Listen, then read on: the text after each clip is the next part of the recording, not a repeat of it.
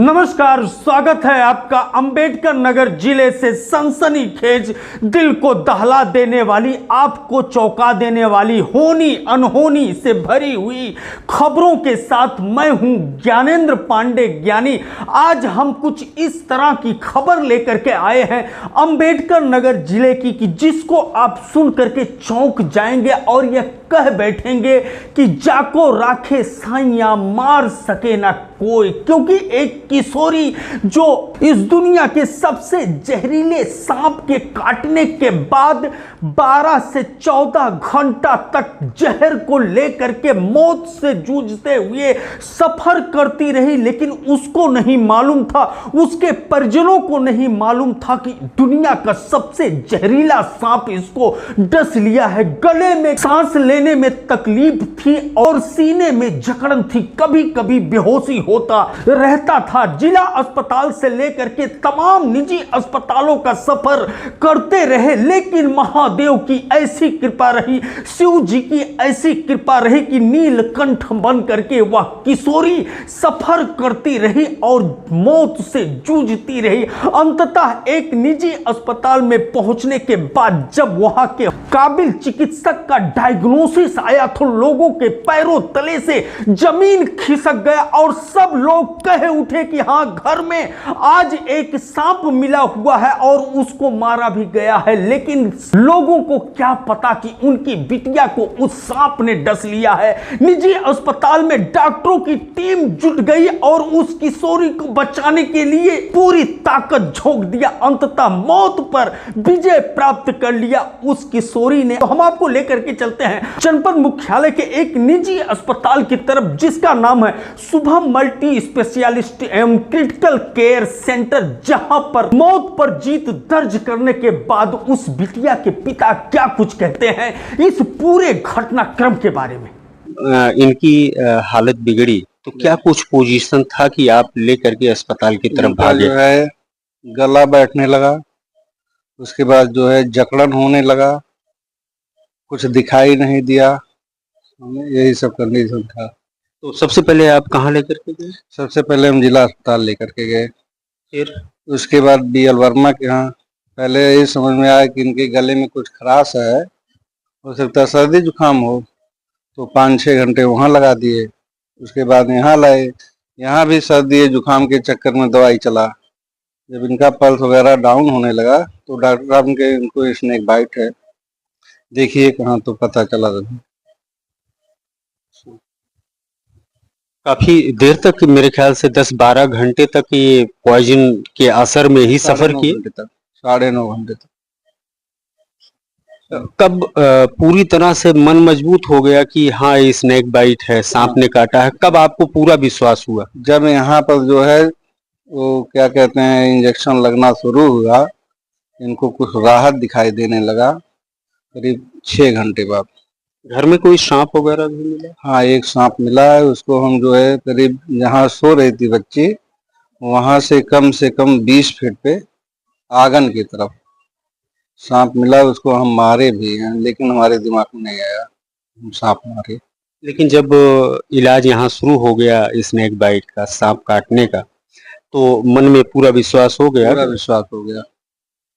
जो सांप मिला हुआ है वो जहरीला सांप है या सामान्य सांप? नहीं, जहरीला है, कोबरा से ज्यादा जहरीला है।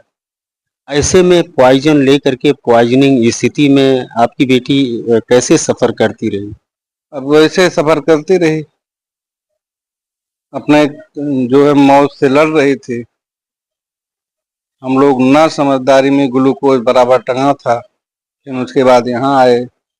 आप इसको ईश्वर का चमत्कार मानते? हाँ, इसको ईश्वर का चमत्कार मानते हैं। क्या नाम है आपका, कहाँ के रहने वाले? शीतला प्रसाद तिवारी, सुकुलपट्टी।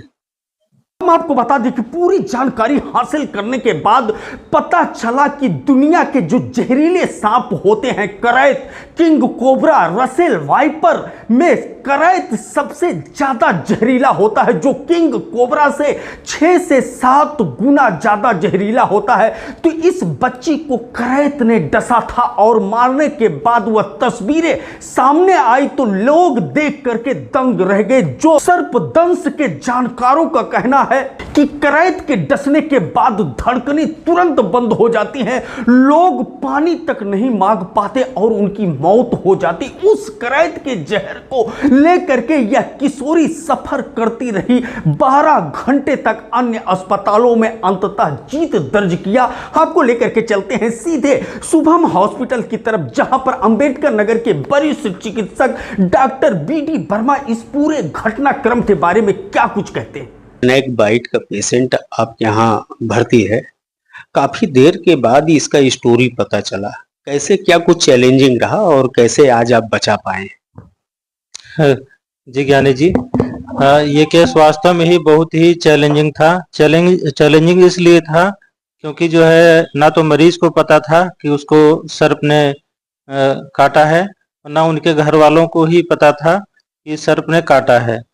बच्ची 1 तारीख को लगभग 10 बजे हमारे यहाँ इमरजेंसी में आई, तो उनकी शिकायत ये थी कि सीने में दर्द हो रहा है, पूरे शरीर में दर्द हो रहा है, उलझन और घबराहट हो रही है।